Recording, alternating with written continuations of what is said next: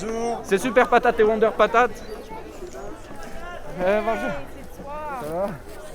Mais là, alors, on s'installe ici, non? Qu'est-ce que vous en dites? Tout à fait. Ok. Gentiment invité à vous présenter ce que sont les soulèvements de la Terre. Alors c'est parti en fait du confinement du printemps dernier où tout était bloqué, où il y avait plus, les industries étaient à l'arrêt, où voilà, il y avait un blocage de la production et des personnes, notamment à Notre-Dame-des-Landes, se sont dit qu'il fallait agir en fait pour que tout cela reste potentiellement bloqué, qu'on fasse repartir que ce qui avait vraiment un rôle et ce qui devait agir pour un futur commun, on va dire, et de l'émancipation, et voilà. Donc l'idée c'était de bloquer des industries, notamment l'engrais de synthèse, les méga méthaniseurs et autres, de sauvegarder les terres et les forêts, d'interpeller des administrations telles que la commission départementale d'orientation agricole ou la SAFER notamment, et de lancer des initiatives. Tout ce beau monde a fait des actions, des dizaines d'actions dans toute la France le 17 juin de l'an dernier. Et puis ils se sont retrouvés fin août à Notre-Dame-des-Landes et il y a eu une nouvelle rencontre en janvier 2021 et ça a donné les soulèvements de la Terre. Venez chercher votre idée. Après, il faut des tours d'énergétisation.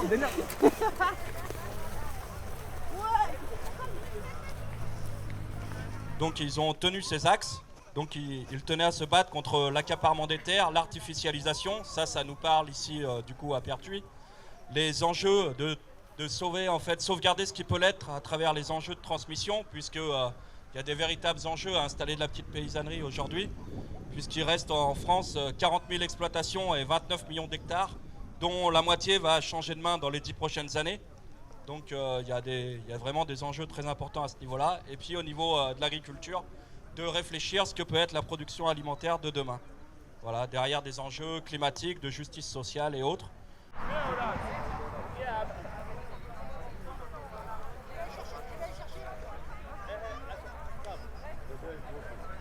Et donc on a eu les soutiens, donc je vais les citer, de toutes les orgas qui ont co-signé l'appel. Donc Terre Vive Pertuis, bien sûr, qui est à la base, qui se bat contre ce projet depuis 2 ans. Le collectif anti-carrière de Mazog, le collectif contre Amazon de Fournes, le collectif anti-carcéral d'Entraigues, Crève la Tôle, Attaque à l'Est-Cévennes, Attaque Pays d'Aix, le collectif des champs citoyens du Pays d'Aix, le collectif Sauvons-nous Terre 84, le collectif Climat du Pays d'Aix, la Confédération Paysanne PACA, la Confédération Paysanne 84, la Confédération Paysanne 13, l'Union locale CNT 13, Extinction Rébellion Aix et Marseille, les Gilets jaunes du Pays d'Aix, la Barque, la Caillasse, la Terre se rebelle, la Ligue des droits de l'homme du Pays d'Aix, Longomaille Grangeneuve, Longomaille La Cabrerie, SES Durance Vivante, Saint-Hilaire Durable et Nature et Progrès. Voilà, on les remercie de leur soutien. Comme il n'y a pas de système de matérialisation de la date, du coup,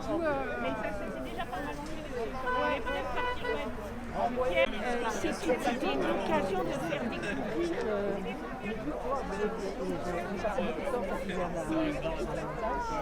Faites un geste pour l'environnement. Mangez un actionnaire. Alors vous n'hésitez pas à frotter les autres patates après là-dessus.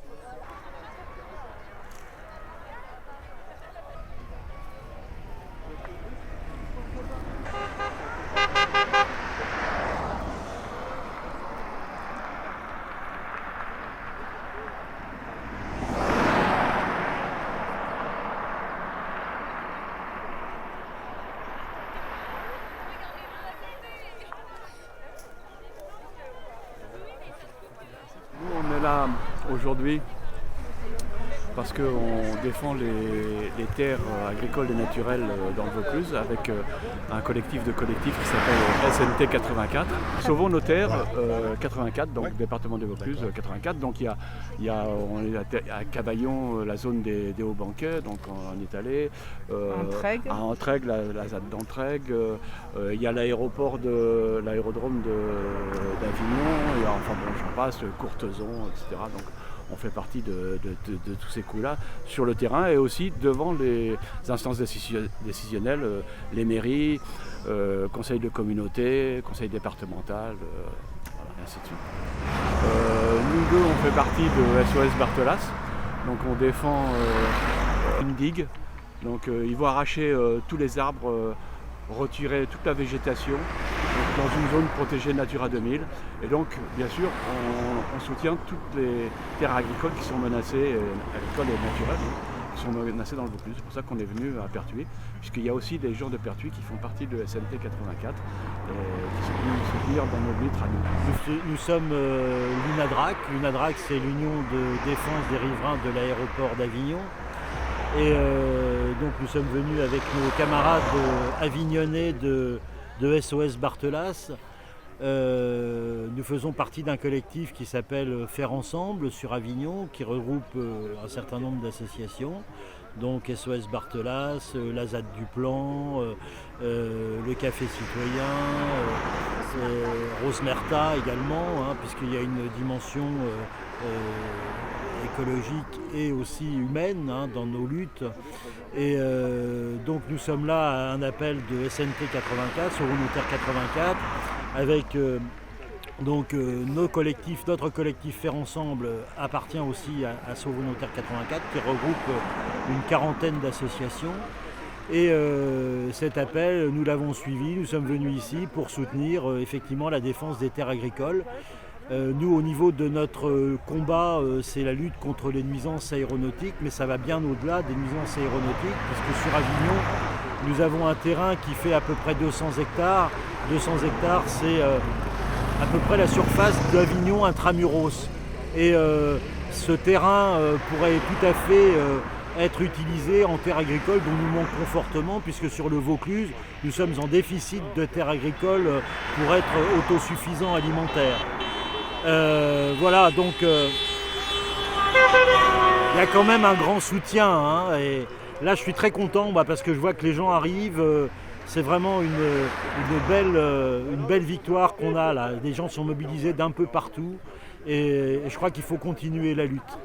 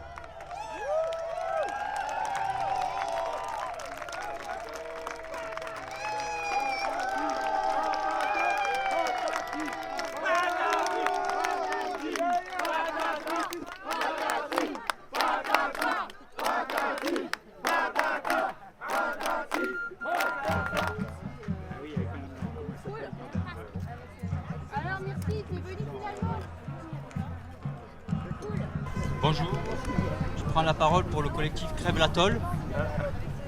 Donc à Entraigues, c'est près d'Avignon, des espaces ruraux vont être sacrifiés pour la construction d'une prison. On nous présente cette future prison comme indispensable pour désengorger celle déjà surpeuplée du Pontet. Mais si elle est construite, cette prison sera très vite remplie et surpeuplée, car la prison, elle est faite pour enfermer toujours plus de monde afin de mieux contrôler les populations. On y trouve les catégories les plus démunies, les plus dominés, les plus révoltés, les moins intégrés. Et la prison, en fait, ne résout pas de problèmes sociaux.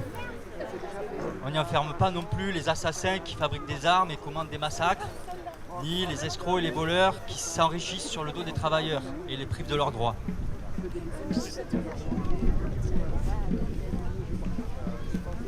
La prison, c'est un supplice, c'est un pas de la guerre aux vivants que mène le capital, c'est un paroxysme de la guerre sociale. Tout le vivant, la terre, l'humain, le non-humain est soumis à des logiques marchandes et la prison s'inscrit dans ce principe de rentabilité qui détruit nos ressources. Si nous rêvons de liberté, nous ne pouvons accepter que ces lieux existent.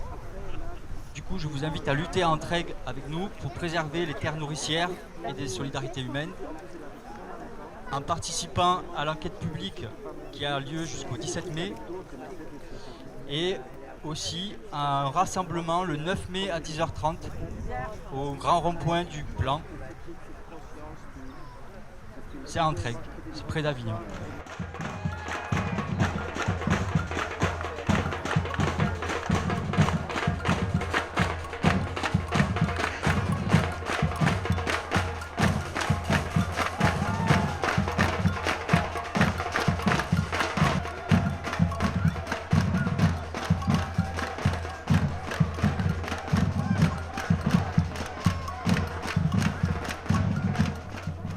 Et je vous parle au nom du collectif Stop Amazon à Fournes et ailleurs. Donc on a des copains qui sont là, qui sont venus de Alès, donc du Gard, qui vous ont certainement distribué des petits papiers voilà, pour annoncer Fournes. Et du coup je fais une annonce orale. Amazon a l'intention de construire 10 entrepôts méga entrepôts de plus en France, sachant que ça représente 2 milliards de produits importés chaque année, rien que pour la France, donc ces entrepôts supplémentaires, enfin bon, c'est du délire. Il y a déjà eu, donc il y a un projet à Fournes, dans le Gard, à peu près à 22 minutes d'Avignon. Il y a eu une action le 30 janvier dans le champ qui, comme ici en fait, doit être utilisé pour faire ce fameux entrepôt. Et le 30 janvier, on était 1400 à venir, alors que voilà, c'était pas gagné. Et il y a la suite le 29 mai, donc toujours à Fournes. Donc on vous attend nombreux pour participer à une deuxième journée d'action pour s'opposer à ce projet d'entrepôt Amazon à Fournes, qui est aussi un accaparement de terres agricoles. Là, ça sera toute la journée. Il va y avoir des ateliers, il va y avoir des débats, voilà, un concert avec HK, celui que vous connaissez puisque Danser encore, voilà, il a fait plein d'autres chansons, ça fait plusieurs années qu'il existe, qu'il est très engagé, donc il est là sur toutes les luttes, et en tout cas il était là le 30 janvier et il revient le 29 mai. Donc on vous attend nombreux, n'hésitez pas à aller voir, que ça soit sur le site d'Attaque Pays d'Aigues, sur le site du collectif Climat. Il y aura des informations. Si vous voulez participer au covoiturage, n'hésitez pas à nous contacter, surtout de donner votre numéro de téléphone, ça c'est absolument important. Et voilà, soyons nombreux et qu'Amazon n'existe pas à Fournes. Bonjour, donc Roberto Bianco, adhérent de la Confédération Paysanne et surtout apiculteur. Comment créer un rapport de force? J'ai participé tout près d'ici aux vendanges chez Gattaz. C'était une manifestation magnifique qui me fait penser à l'assemblée qui se trouve ici, essentiellement de jeunes. En rapport des luttes victorieuses, que ce soit celle du Larzac, de Notre-Dame-des-Landes, le facteur commun, ça a été d'occuper le terrain. Mais pas un jour et faire une fête et puis après, tout le monde s'en va, quoi. Notre-Dame-des-Landes, ça a été un exemple magnifique. On a installé des jeunes qui ont fait... Bon, c'est une première manche, parce que rien n'est gagné. On est bien d'accord. Mais c'est une première manche magnifique qui a été remportée. Donc, pour être bref, qu'est-ce qui nous empêche ici de créer une ZAD? Sachant que nous avons énormément de jeunes qui ne savent pas où habiter, sans se faire détrousser, qui ont envie de travailler la terre. Donc ici, on a tous les éléments de créer une ZAD.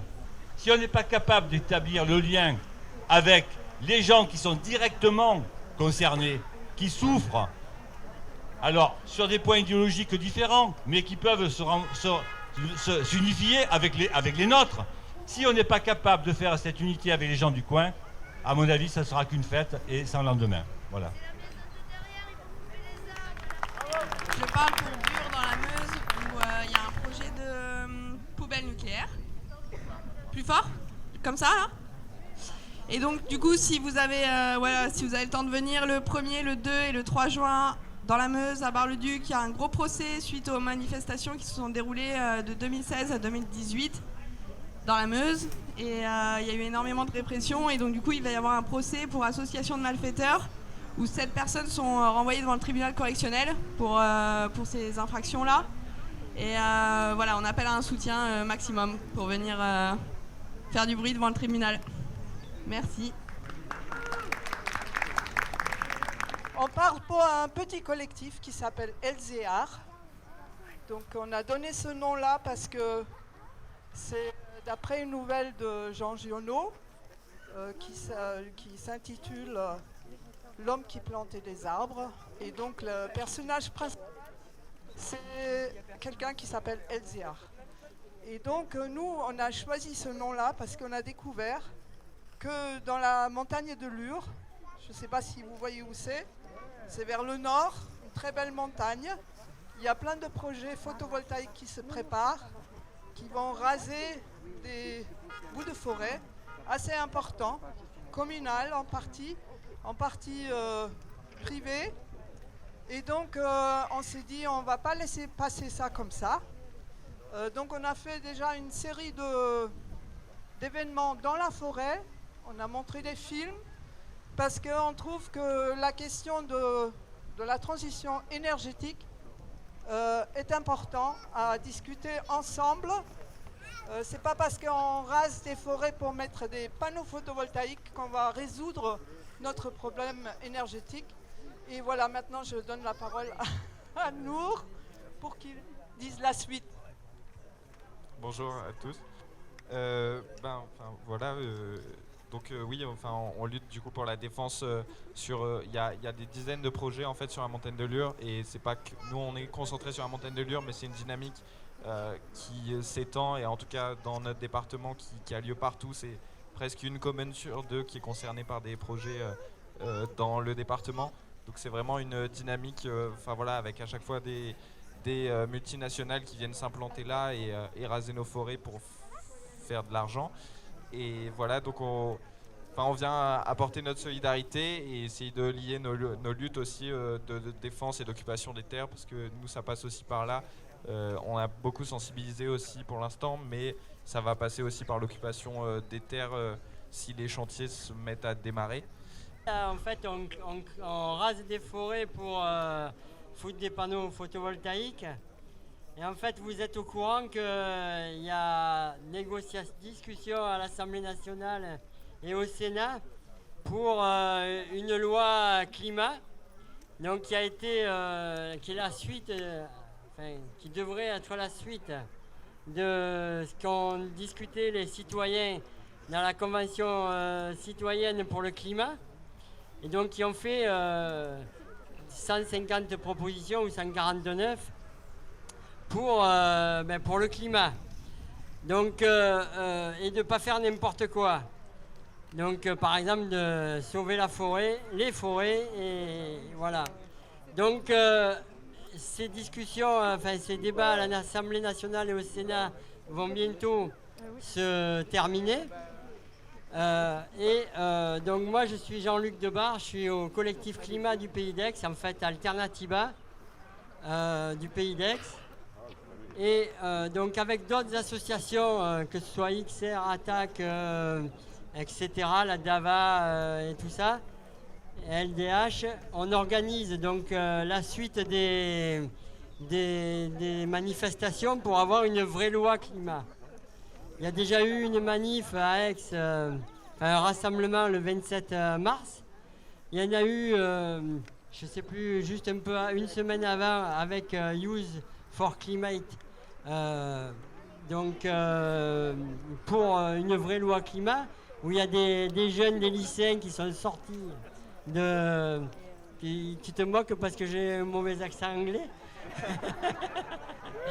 Eh ben oui, mais il fallait bien que ça fasse rigoler un peu. Donc voilà, donc que ce soit pour... donc on organise, donc il y a une manif, enfin des rassemblements, des marches pour le climat le 9 mai dans toute la France pour obtenir une vraie loi climat, sachant que ça va être si j'ai tout compris, c'est le vote définitif, et sachant que ce qui a été voté justement pour l'instant, que ce soit au Sénat ou à l'Assemblée nationale, n'est absolument pas à la hauteur des enjeux climatiques pour nous, actuellement, pour les générations futures. Donc c'est catastrophique. Ils ont tout remis à la baisse au niveau des enjeux.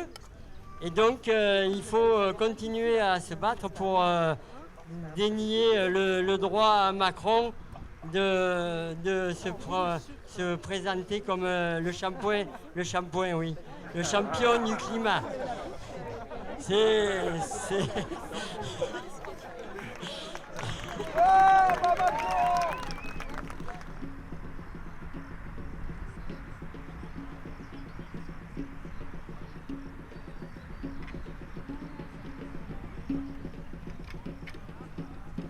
Et on est en fait pour défendre une zone qui a l'air complètement désertique et abandonnée, dans les mêmes conditions que vous. On a les mêmes opposants, c'est-à-dire les bétonneux, l'UNICEM, les carriers, la Farge et compagnie. Alors l'objectif est toujours le même, le plan B dit ZAD. Mais je sens qu'on va avoir du mal à tirer un peu du monde qui préfère s'épanouir au milieu des fleurs ou des grandes forêts. Voilà, pour dire simplement que c'est contre les mêmes personnes qu'on se bat. Et que ce soit de la terre, du caillou, de l'eau. Oui, j'ai oublié de vous dire que sous les mines qui sont sous la carrière, il y a de l'eau. Comme vous avez de l'eau en surface, là, juste à côté, nous on a de l'eau, mais elle est à 30 mètres. Et voilà. Qu'elle puisse abreuver 500 000 Toulonnais, ça n'a pas l'air d'importer beaucoup aux décideurs. Ils s'en foutent, ils veulent leur carrière. C'est le projet contre lequel on se bat. Alors, je veux simplement rappeler que chaque année en France, l'espace d'un département disparaît sous le béton. Et deuxièmement, je ne sais pas si vous avez vu l'émission de télévision tout récemment, le massacre des forêts françaises à cause des granulés de bois qui sont de plus en plus demandés. Eh bien, il y a des carrés de forêt qui disparaissent en 2 ou 3 heures, 1500 à 2000 arbres avec un appareil spécial. Et ça se passe partout dans les Vosges, également dans le centre. Donc il faudrait quand même faire quelque chose pour ça, peut-être une pétition, je ne sais pas, quelque chose pour les forêts françaises qui avaient augmenté mais qui ne vont pas tarder à disparaître carrément. Si vous voulez avoir des renseignements sur les forêts françaises, vous allez sur le site SOS Forêt France. Il y a SOS Forêt du Sud aussi, avec Nick et Radio Zenzine, et donc moi aussi. Et si vous voulez savoir qu'est-ce qu'on peut faire autre chose que de cramer du bois, de les faire abattre par des abatteuses, il y a le réseau des alternatives forestières qui vous propose des formations, qui vous propose des initiatives. Il y a des coopératives qui existent en France Et donc vous tapez SOS Forêt France ou le réseau des alternatives forestières ou Canopée. Voilà, merci. On est en train de travailler sur le village de la transition. On va faire un modèle au Chartreux qui sera...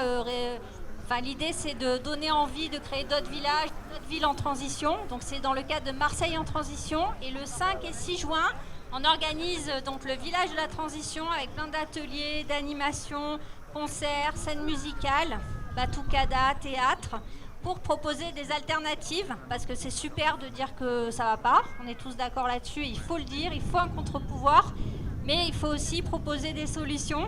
Et voilà, donc il y aura plein d'ateliers sur le recyclage des déchets, la végétalisation, le compost dans les villes, et tout un tas d'autres solutions viables, faisables, que les mairies pourraient s'approprier. Voilà, donc c'est le 5 et 6 juin à Marseille.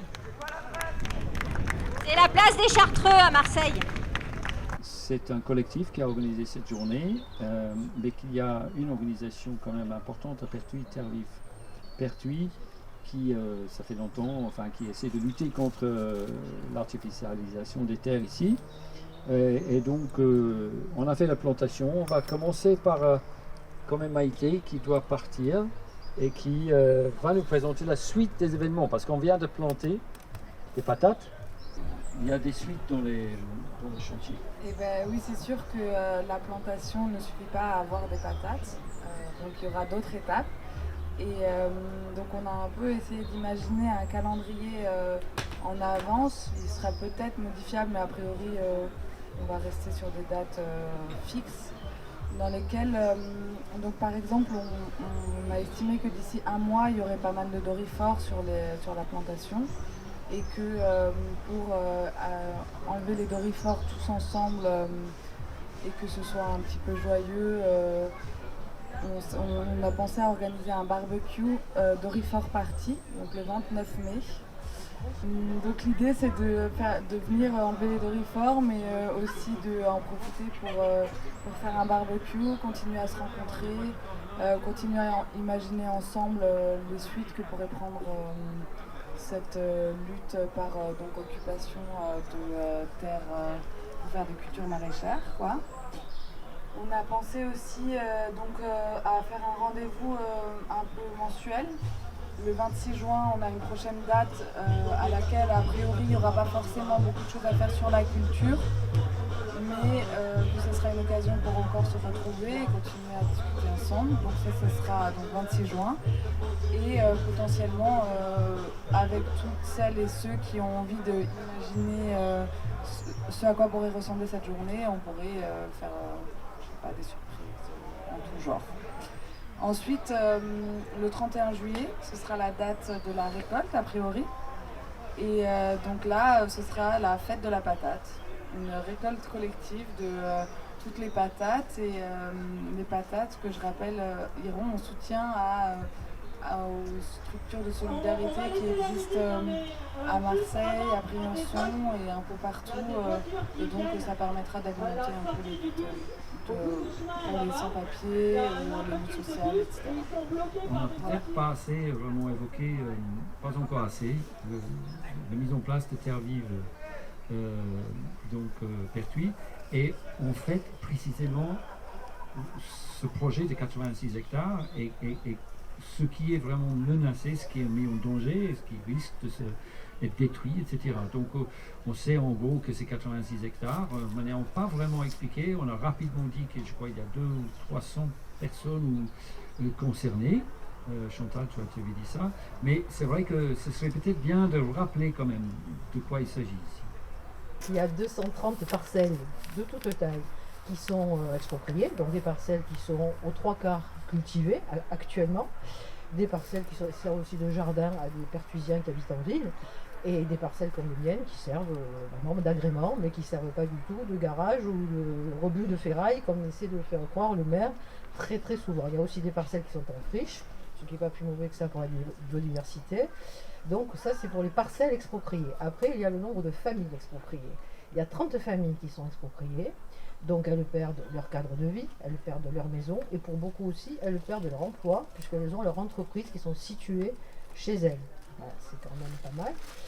Il y a aussi, et surtout, le cas des paysans qui sont en fermage, parce qu'ils ne sont pas propriétaires des parcelles expropriées, ce sont des propriétaires qui donnent leurs terres en fermage à des paysans, et ces propriétaires terriens sont expropriés, ce qui fait qu'il y a par exemple un paysan qui cultive des terres sur Pertuis, bien qu'il n'y habite pas, il cultive à peu près 20 hectares, il faut qu'il retrouve à la fin de l'expropriation, si toutefois ça a lieu, et je compte sur des journées comme aujourd'hui pour que ça n'ait pas lieu, et j'en suis convaincue, il faut quand même qu'il retrouve 1 hectare dans le coin, surtout avec une qualité de terre équivalente, ce qui est quand même relativement rare, parce que ce sont des terres excellentes. Moi, là où j'habite, il n'y a pas une pierre dans mon terrain. J'ai 6000 m², je n'ai pas une pierre, il faut que j'aille l'acheter quand je veux faire un mur. Donc ce sont des terres d'une qualité incomparable. Et ce sera quasiment impossible pour les paysans qui cultivent en fermage ces terres-là de retrouver une même qualité proche aussi de leur lieu d'habitation.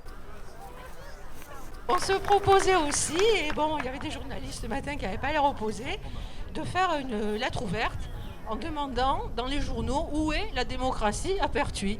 Parce qu'il faut quand même aussi souligner que, bon, moi je suis convoquée à la gendarmerie puisque j'héberge l'association et j'ai signé l'arrêté, mais il y a aussi énormément de pression sur tous les gens qui sont soit des employés municipaux, soit qui travaillent dans les usines Pélinck, soit qui ont besoin de la mairie pour travailler. Je n'irai pas plus loin pour ne pas ennuyer les gens, mais c'est un petit peu ça. Et les gens il faut quand même en être conscient, ils ont peur. À Pertuis, les gens ont peur du maire. Ce qui est fortement dommage, parce qu'il y en a quelques-uns qui sont décidés à l'élire, mais il faut reconnaître qu'avec le taux d'abstention qu'il y a eu aux dernières élections, et le peu de voix qui ont permis à M. Pélinck de l'emporter, on ne peut pas considérer que c'est un maire qui a une vraie légitimité. Par contre, il a des vrais intérêts privés, et ces intérêts privés vont s'étendre sur une zone dite d'utilité publique. Et ça, c'est un véritable scandale. Voilà.